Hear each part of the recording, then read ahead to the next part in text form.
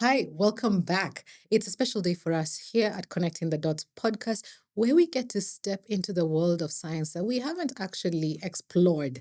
Today, we go on an adventure to meet the planet's unappreciated workforce. We're talking about insects, and not just any insects, actually pollinators. This episode is about discovering how these tiny creatures that we often dismiss and swat away fundamentally shape our world, from the food on our plates to the ecosystems we depend on. And when I say food, I'm actually talking about one in every three bites that we eat. We are actually depending on these pollinators. What does a world without them actually look like? And more importantly, how can we learn about their ecologies and how we can protect them? Our conversation also reimagines conservation. It's not about fencing humans out, but we are asking, how do we learn? How do we collaborate? And how do we work with these insects to become better community members in a world we share with the smallest and most vital architects on Earth?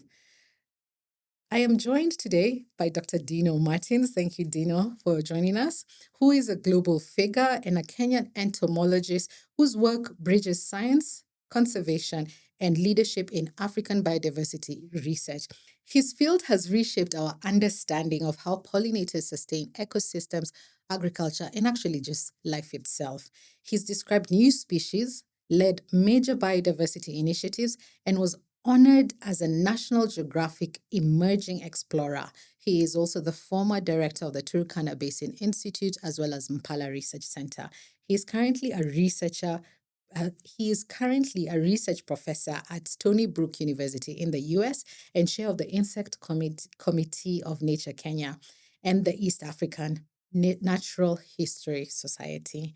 Dr. Martins is also a writer and an artist. He authored and illustrated multiple books, including three exciting children's books, which I have actually gifted to my little ones, and they're very excited about those books. So thank you so much. Karibu sana, Dr. Martins.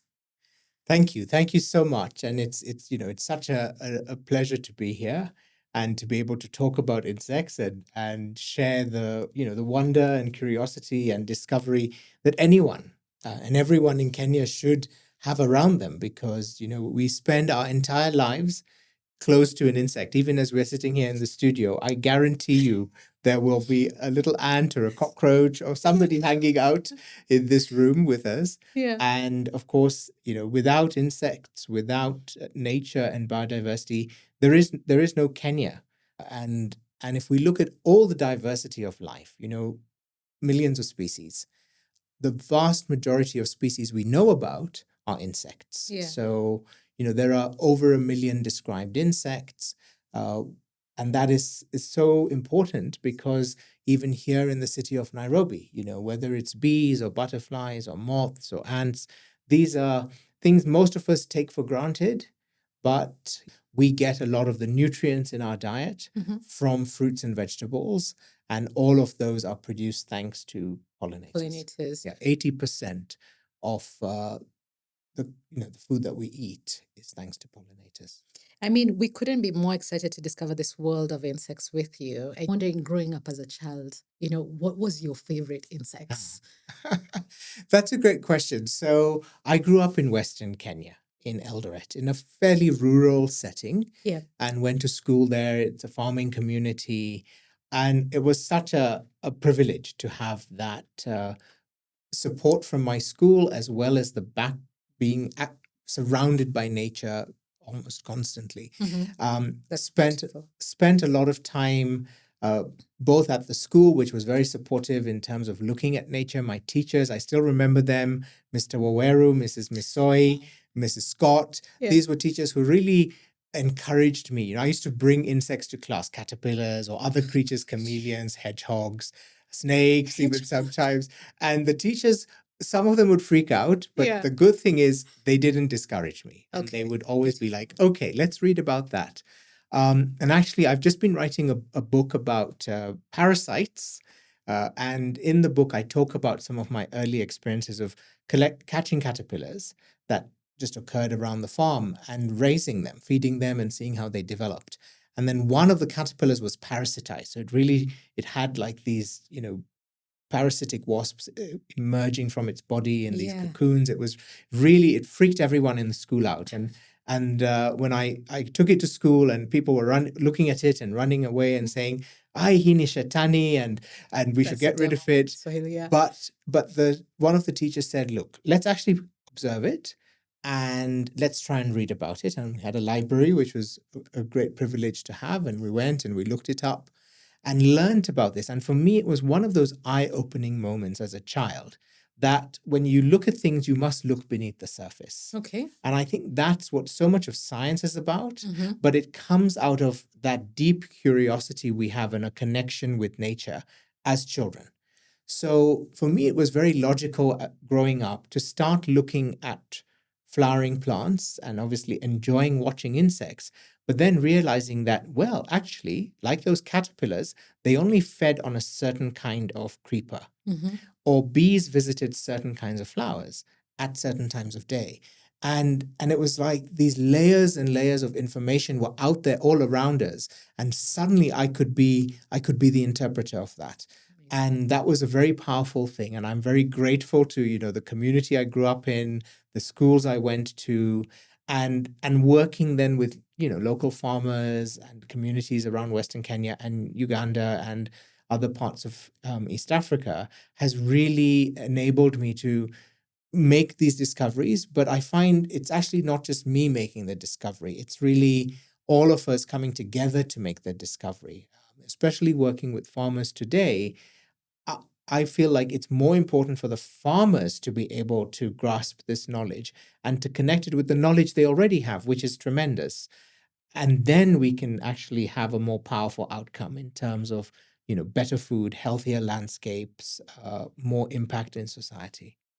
What sparked your fascination with insects, and how did it grow from a childhood curiosity into your life right now? So growing up in Western Kenya, I was very lucky. Imagine a household with no television, Yeah. no social media. That was like the best time to It be was, developing yes, and growing. it was amazing. Yeah. Now you might look at it and think, gosh, you didn't have mobile phones, you didn't have No social, television. yeah. But actually, it TikTok. meant that one had to really look at the community around you Yeah. and the landscape around you to connect with it. Yeah. I ended up going to Indiana University. And the Okay. reason I did that, because at that point I told my parents, look, I don't want to go back to school. Yeah. I am actually going to go and live in the forest with my friends, the animals. And So you didn't want to go to uni. I didn't want to go to uni. I was interesting. like, no, I want to be You're out happy in there. yeah. And they were very supportive. Yeah. And they said, that's okay. Negotiate. But if you go to university, Mhm. you will have this opportunity to go to the Amazon, which is, this incredible rainforest in South America. And I'd read about it and it was just really exciting.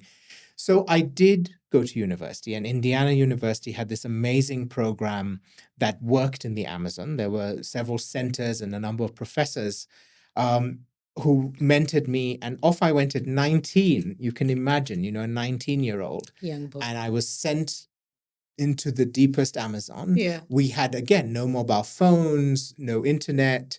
We were just dropped off in a tiny plane in the middle of absolutely nowhere. Yeah. I thought, Rainforests. rainforest, humid, hot, incredibly Wow. remote. And I thought, I'm so tough coming from Kenya. This is going to be nothing. But actually, physically, it was really, really hard. Yeah. Because we would spend like a month at a time in a site. We didn't have any communication. We had to do our research in the forest. But as a result of that experience, it really, again, connected me with what these ecosystems are. And coming from Kenya, going to South America, seeing a very different habitat, but actually then realizing a lot of the processes were similar. Or the same. A lot of the challenges were similar. You had people trying to eke a living through agriculture, cultivating patches in the forest, clearing patches of forest. You had this forest that was just so diverse and so wonderful and so mystical, just like our forests and our savannas here, filled and just teeming with life. And so I finished that project. I went back, I finished my degree, I came back to Kenya. Yep. How long were you, in the On and off, it was over a couple of years. Okay. And it was really wonderful because back to Kenya, again, fate kind of intervened. So at my thesis defense, I walk into the room to get ready, and Dr. Leakey is sitting in the back of the room, and he'd come all the way, which was really, a huge. I was so grateful for that. It was, a huge kind of gesture. But he also came with an agenda, as Richard always had an agenda up his sleeve. I can imagine it's to hire you back. And it was to say, don't stay at Harvard, because a couple of faculty there, including Calesta Stuma, who of course was an amazing Kenyan professor there, a huge advocate of science and other things, had said, look, Dino, you'll be more effective if you stay and take up a fellowship and then work in the continent. And Richard's argument was like, no, this is the moment where we've got to get people like you back in Kenya, working in the country. Yeah. And I said to Dr. Leakey, well, I'll come back, but I'll be jobless. Where are the jobs for evolutionary biologists, for entomologists? And he said, no, don't worry. We've started an institute and you'll come and be part of it as a postdoctoral fellow with an American university. So I did that. Yeah.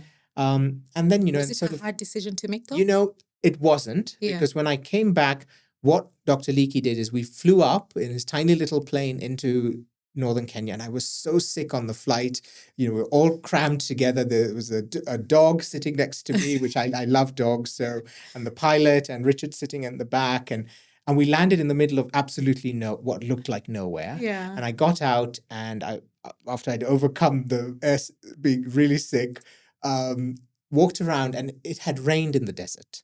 And several moments in my life, I've had this incredible experience in Kenya, which I really encourage Kenyans to experience. Go into one of the dryland areas after some rain, and it's like somebody has waved a magic wand. And, you go from this very harsh, almost lifeless landscape to this sudden eruption of life, of flowers, of birds, of insects, of amphibians, of all kinds of things. And so I was there just at this moment, and I started looking at the bees and the butterflies. Within a couple of days, found a species that no one had seen, no one even knew existed. That was one of the most ancient bees that told us about the evolution of bees. Oh. And that was it. So I never looked back. And I then went on to administrative roles, as well as doing research, serving as the director of the Impala Research Center, and then more recently as director of the Turkana Basin Institute, having now stepped away from that after a decade of doing senior admin leadership. I'm ready. I'm now back fully in research and writing. And so, so that's sort of my journey in a nutshell. Yeah. I mean, I do have a side question there about how research has evolved into leadership and admin roles and what that looks like, or the impact of that on their careers. But I'll come back to it. You've mentioned bees and the evolution of bees, and you discovering this species that had not been discovered. Bees as a pollinator.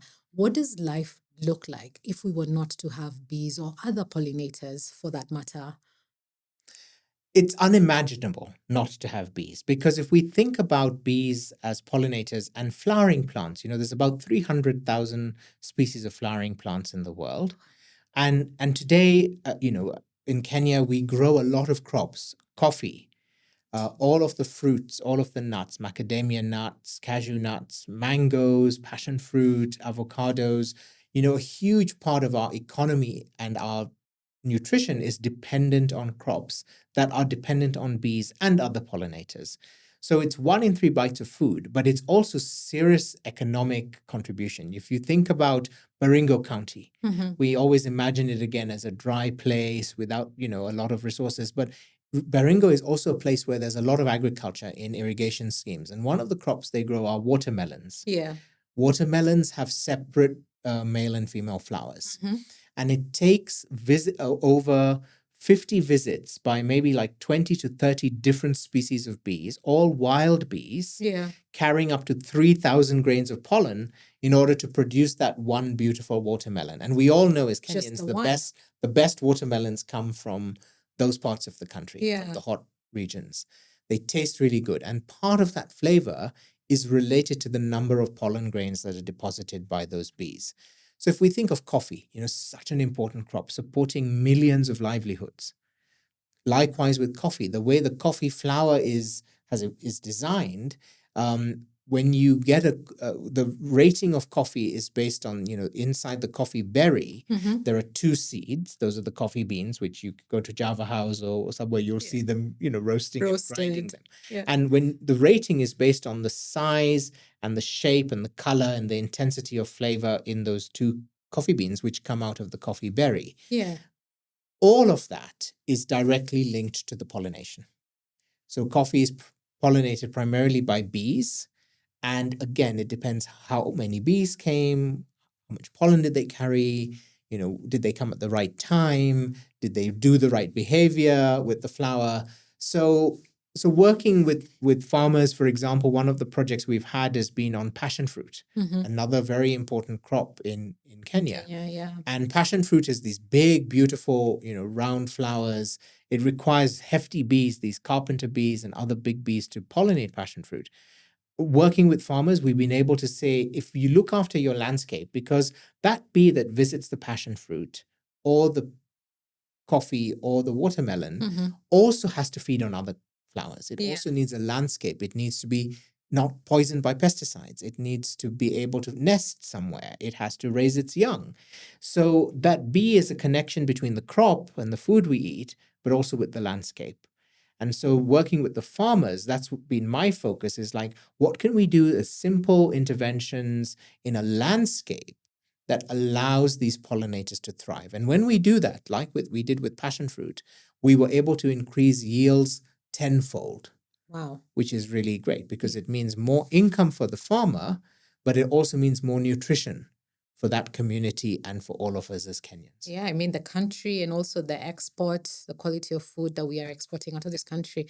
Wow, you left me at coffee and beans and bees. Coffee and beans, is the name of a cafe. Coffee and bees, and it's funny because we only hear about bees and honey, but we forget this expanded role that they tend to play. With the farmers, what are kind of the interventions that you recommend for them over and above, crop rotation and irrigation of the land? Is it figuring out the hedges, planting more flowers? So there are many things farmers can do, and they do it. They're in Kenya in particular. Yeah. Hedgerows, as you've mentioned, are very important. Kenyans, you'll always see around people's plots, they will plant something. And that's been a part of the traditional way of doing things. Yeah. Kenyan farmers have actually planted hundreds of thousands of kilometers of hedgerows Yeah. as they've, developed their farms. So maintaining that, which is also a space where birds live, where important useful insects and predators and whether it's praying mantises or wasps or spiders live, which help naturally control pests. It's also a place where people have medicinal plants that they can harvest and other important things. So that's one intervention. But a bigger part of it is really getting farmers to think carefully about how we use pesticides. That's a big issue. And you've seen recently in the media, there's been a lot of attention around it because it is a very serious issue. Historically, of course, most agriculture in Kenya didn't use pesticides. Now, as we're more globalized, we are using them. Pesticides have a place.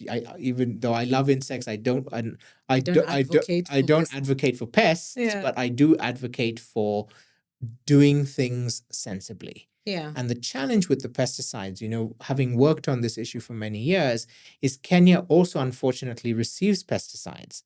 We did a lot of work that was on a pesticide that was banned at the time in America, but being sold in Kenya. Oh, wow. And the question we asked is like, if it's toxic to Americans, surely it's toxic to Kenyans. Yeah.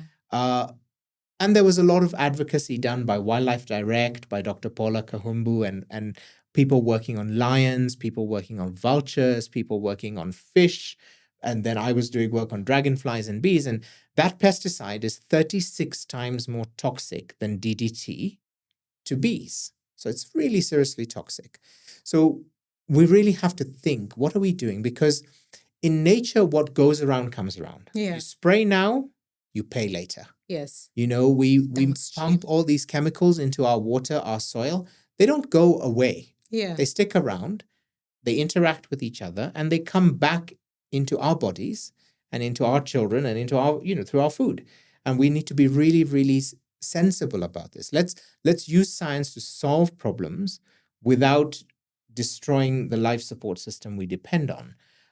But also parallel to that, a lot of the conversations I have with farmers are around communication, sharing information, thinking about their well-being, that of their farm, their family, their children, their community, their livestock. Because, as I said, what goes around comes around. And if we keep sort of saturating the environment with toxins, then we pay a price for that. Yeah. I mean, I want to, so just before even I go to my next question around what other pollinators really changed your perspective in life, I was going to ask you about the pesticides that are being imported and they're banned elsewhere, but we still manage. Is this a problem with our regulation that we've probably dropped the ball somewhere? We need to go very hard on things that we are importing into the country and looking also at its impact. And then my other question would be to you, are there other pesticides that can be locally developed and we don't have to go to industrial, pesticides that we don't know the impact, even as you've said, what goes around comes around, downstream? At the end of the day, you'll never beat evolution. Yeah. So even with all the pesticides you use, you will never kill all of the insects. You might kill many of them. You might even kill yourself and your cow, but you'll never kill all of the insects because the insects will win. Yeah. And they will win because they will mutate and they will evolve resistance to those pesticides. Yeah. And that is what we're seeing now. There are pests in Kenya. You can pour pesticides on them and they'll be like swimming happily because they're like, hey, great, you know what? We've evolved to be resistant. That means we're not helping ourselves. Yeah. And when those genes for resistance spread in certain insects or certain pests or even in other, some insects and bacteria can exchange these genes, all kinds of weird things with viruses and other stuff going on. Wow, we're really setting up ourselves for a major problem. Yeah. What we'd rather do is have a healthy, thriving farm, healthy plants from their roots in the soil to the, how they're looked after is the way to go. And mostly we do that. I'd say I work with many farmers and I'm always just thrilled to be out there with them.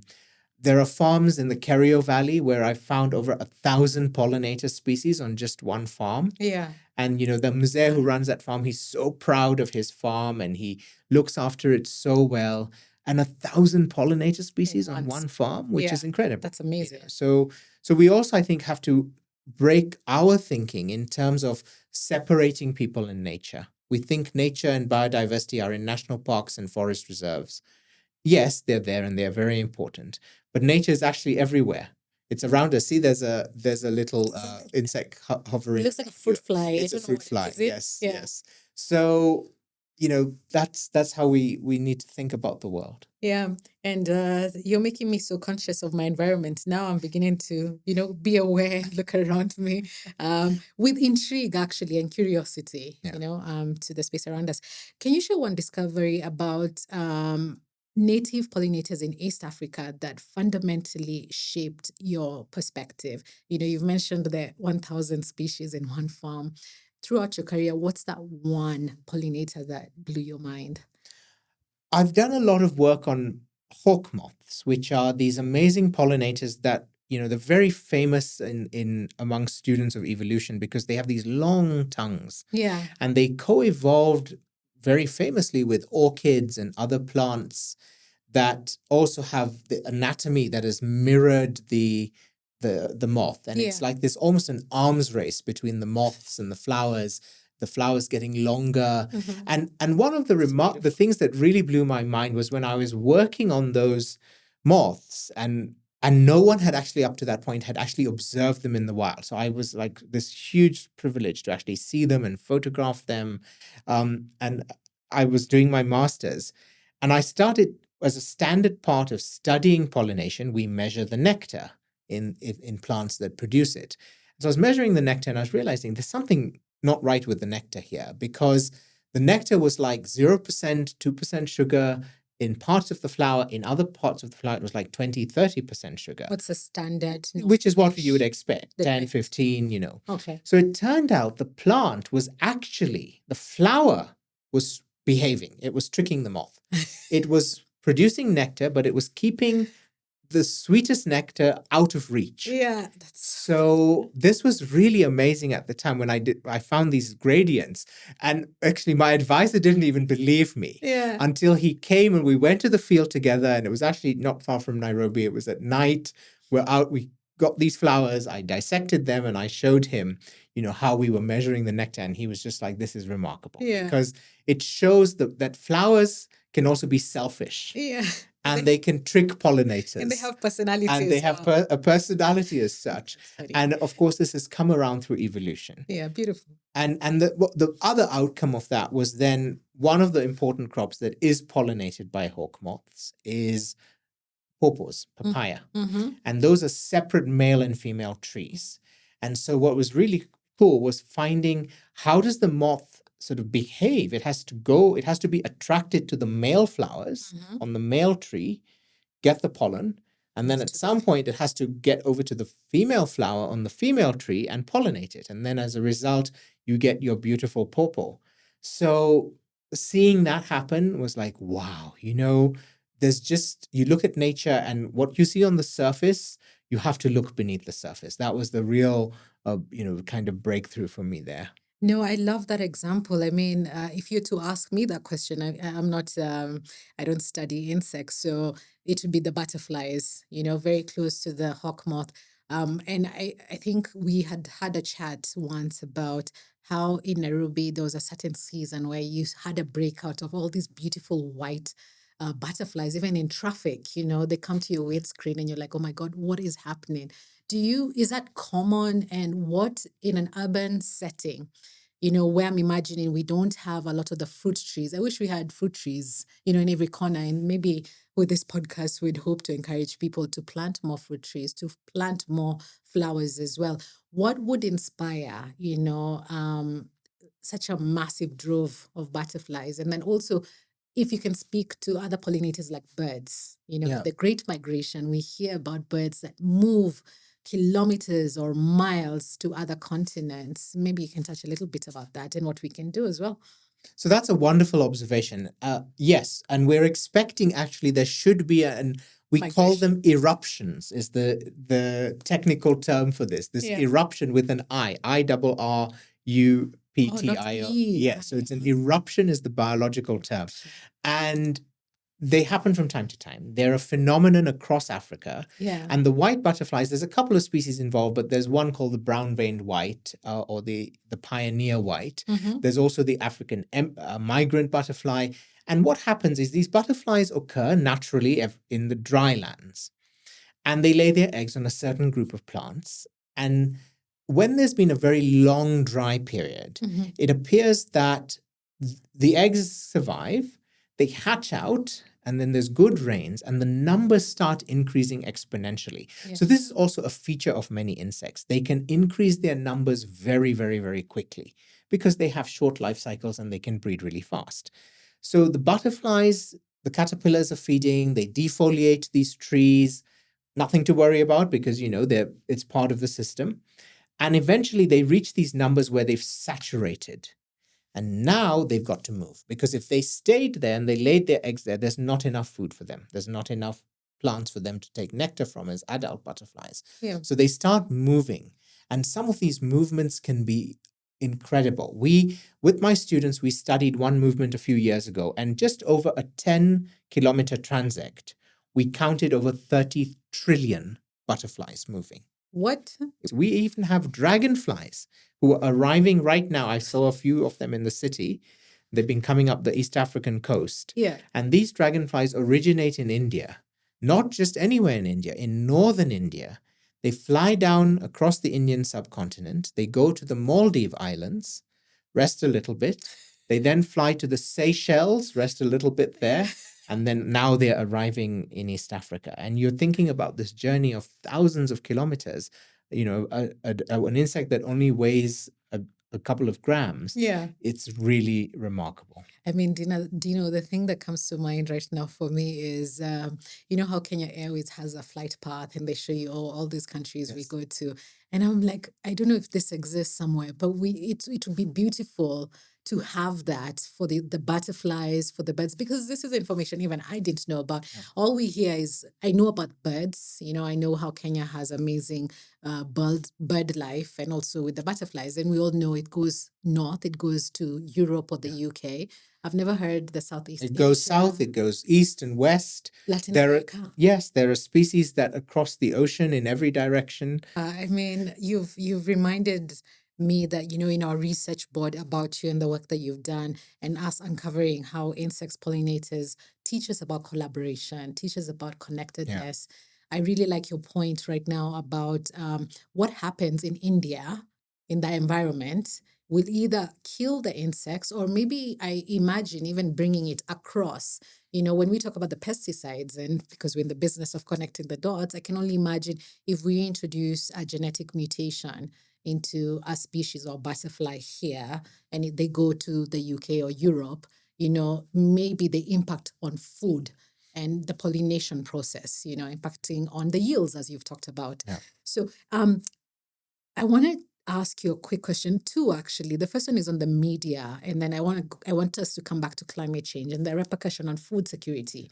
In the climate space, I hear us talking about the weather patterns, the rainfall, the drought, but I'm not hearing a lot of interdisciplinary discussions. And maybe it's my fault I haven't looked out there, or maybe it's scientists just not sharing the information widely beyond the non-scientific community.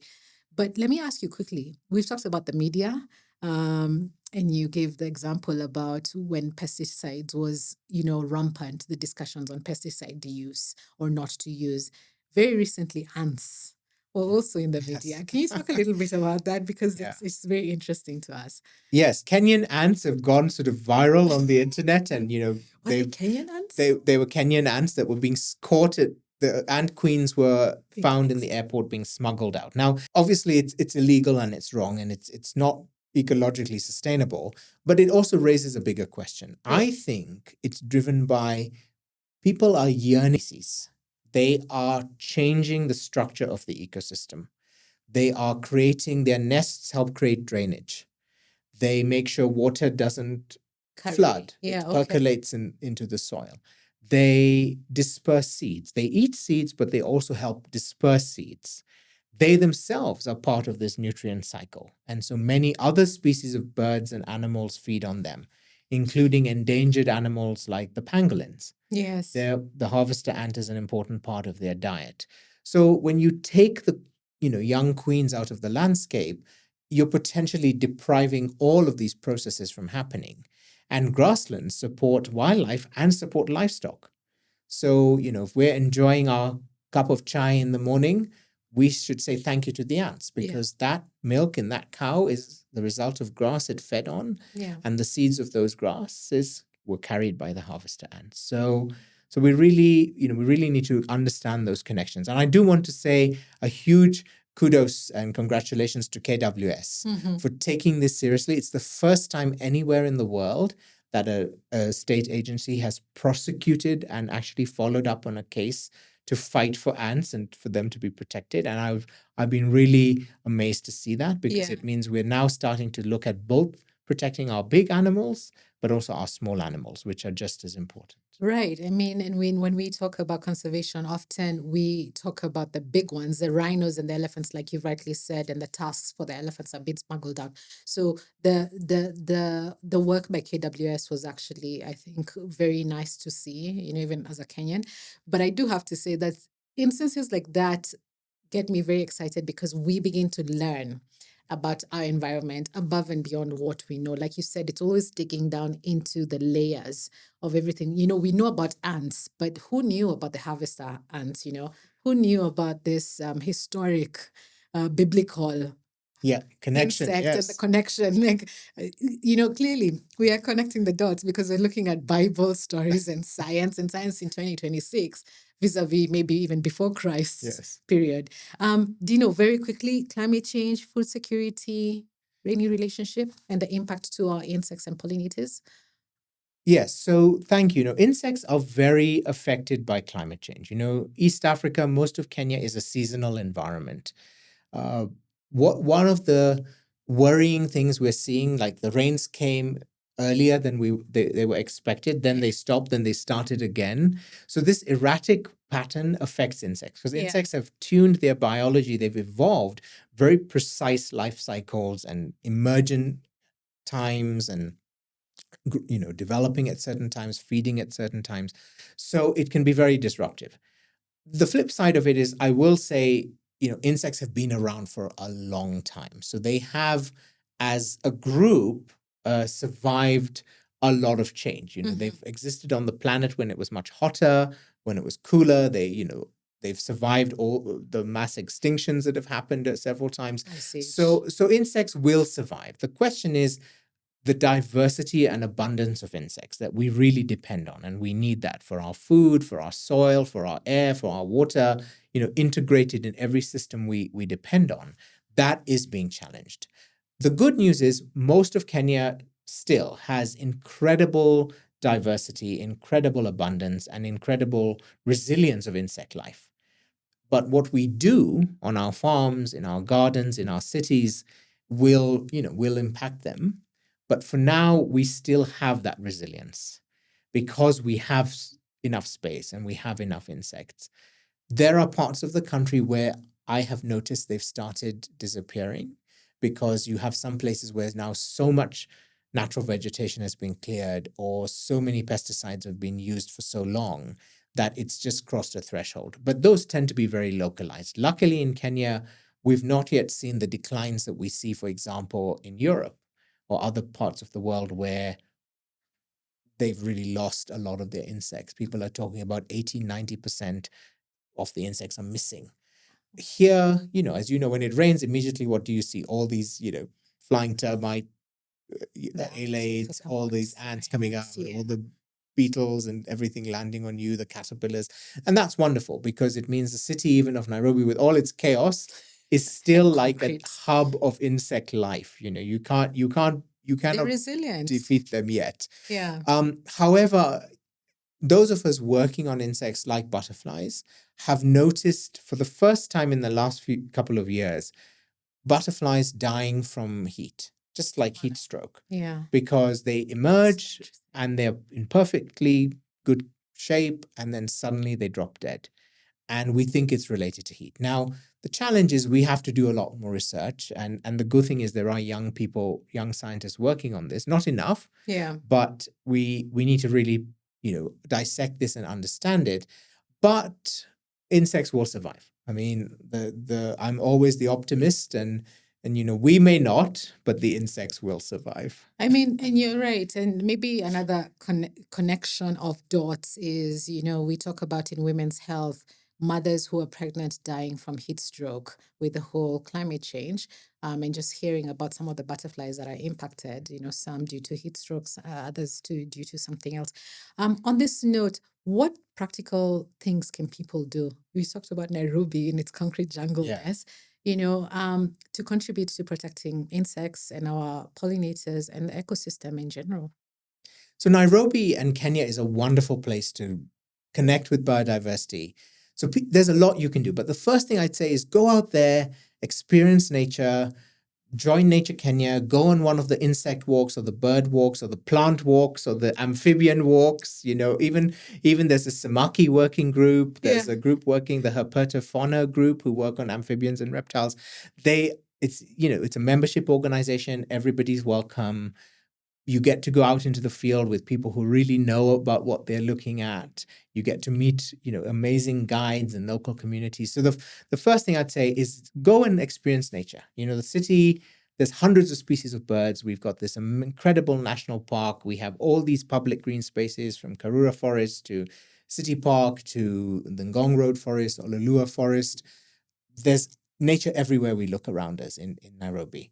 The other thing is, of course, think about what you're doing. Where are you getting your food from? Can you support local farmers rather than buying it from, farms that are not supporting nature? Yeah. Can you plant something if you have a space? You can plant things, even on a balcony, even on a veranda. You can have a plant, grow something that will connect with you. And can you also get young people that you're working with to really learn and connect with nature? Yeah. Two things we value here at Connecting the Dots and at Silent Global is science and creativity.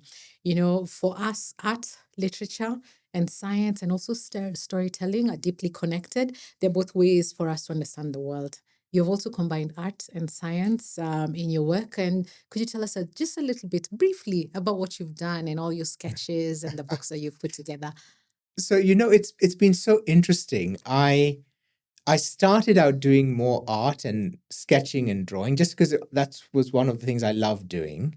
And life kind of takes you in circles. And so, I went on and did a lot of science. I never let go of the art completely, which was a good thing. And now I'm sort of coming back to it in a way where I've been doing these children's books Love because I've realized, you write a paper as a scientist, and that's great. It's really important. Maybe 10 people read that paper, if that, or whatever, it turns out most papers don't even get cited. I've been very lucky my papers are being cited, Yeah. but that's sad because it means you've done all this work. Where does it go? And I think scientists, we do have an extra responsibility, especially in Kenya, to take that information. It's a privilege to be able to generate knowledge. Now, how do we get it to the next level? And for me, getting to young people and allowing them to share in the wonder and curiosity that have shaped my journey and inspired me is one of the most important ways for me to give back to the community and to Kenya that has given me so much. So the children's books and the doo-doo walks, the podcasts, all these things are very important because it means we can speak to a wider audience. Because right now, one of the huge challenges we face as society is the science we're doing is some of the best science we've ever had. Yeah. We have the tools to look across the Amazing. universe, to the genomes, the data sets are bigger than they've ever been. Yeah. But there's a big gulf between that science and its brilliant science and the public understanding of that science. Absolutely. And we can even see politics around the world where, there's populism and nationalism and all these kinds of crazy things happening, abandoning science. And, science is humanity's only way of really reckoning with the world and ourselves. So we need to bridge that gap. Yeah. And I think reaching people, young people, making sure they're curious and passionate is the way to do it. Amazing. Now we've arrived at the end of this podcast. Dino Martins, it's been amazing having you on the podcast. Thank you. Your parting shot, what's your final word? Go out there, Yeah. spend 5 minutes looking at an insect, wherever you are in Nairobi or in the rest of the world. Yeah. Your life will be richer for it. You've heard it from the man himself. Go out there, spend 5 minutes looking at the life around you. It's all connected. Those little insects, pollinators that are around us are very important and very vital, not only for us to sort away, but actually to think about the food that we are eating and their contribution to that. And they also teach us, as Dino has talked about the flower that was camouflaging, that they also have a little personality in them. I think that was quite beautiful. It's a wrap. Thank you so much, Dr. Dino Martins, for joining us today and for your time as well. Thank you. Always very excited to have scientists who are willing to come through and talk about the work and also inform us on the amazing work that's been done on this continent. It's exciting to hear from you about quality science being done right here in Kenya on the continent. We always assume that we don't have the infrastructure or the tools to be able to conduct the work. So thank you so much, even for coming back as a young PhD Thank you. student to be able to lead that particular area of entomology. Hopefully, we've done a good job by inspiring you to spend time in observing nature and all the living things around you. Keep the conversation going on all our social media platforms. Remember to follow us on CTD Pod Africa on TikTok, LinkedIn, and Instagram, as well as YouTube. As always, stay curious, be bold, and don't forget to ask the question, why? Thank you.